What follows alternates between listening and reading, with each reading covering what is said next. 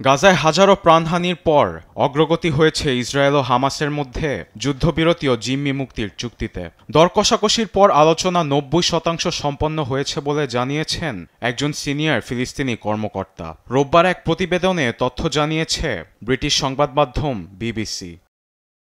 BBC জানিয়েছে, Gaza Israel সীমান্তের দৈর্ঘ্য বরাবর কয়েক কিলোমিটার প্রশস্ত বাফার জোন তৈরি করা হতে পারে, যেখানে উপস্থিতি থাকবে ইসরায়েলি বাহিনীর। এছাড়াও বন্দী প্রত্যেক ইসরায়েলি নারী সৈনিকের জন্য ২০ জন ফিলিস্তিনিকে মুক্তি দেওয়া হবে।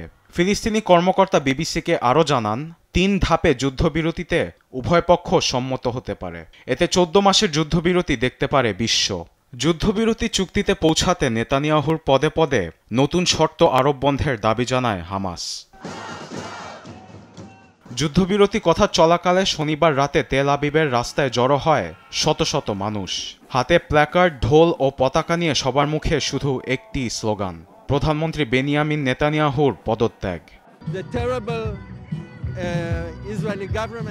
যে সরকার আমাদের ভবিষ্যৎ নিয়ে খেলা করে, আমরা তাদের বিরুদ্ধে রাস্তায় নেমে এসেছি। নেতানিয়াহুর কারণে আমাদের বিচার ব্যবস্থা একেবারেই দুর্বল হয়ে পড়েছে। ইসরায়েলে নতুন সরকার প্রয়োজন। প্রতিবাদের চিহ্ন হিসেবে ইসরায়েলি মন্ত্রীদের চেহারা বসানো হচ্ছে বেলুনে, পরে তা উড়িয়ে দেওয়া হচ্ছে আকাশে।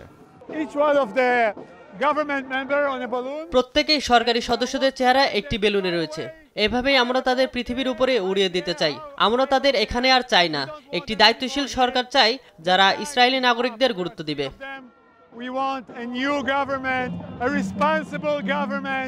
যুদ্ধবিরতিও নিজ জনগণের তোয়াক্কা করেন না Benjamin Netanyahu.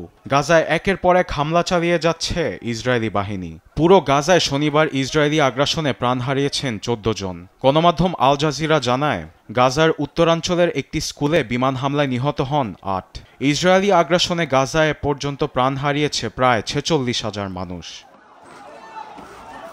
আরবিদ Afsar, news desk, দেশ টিভি।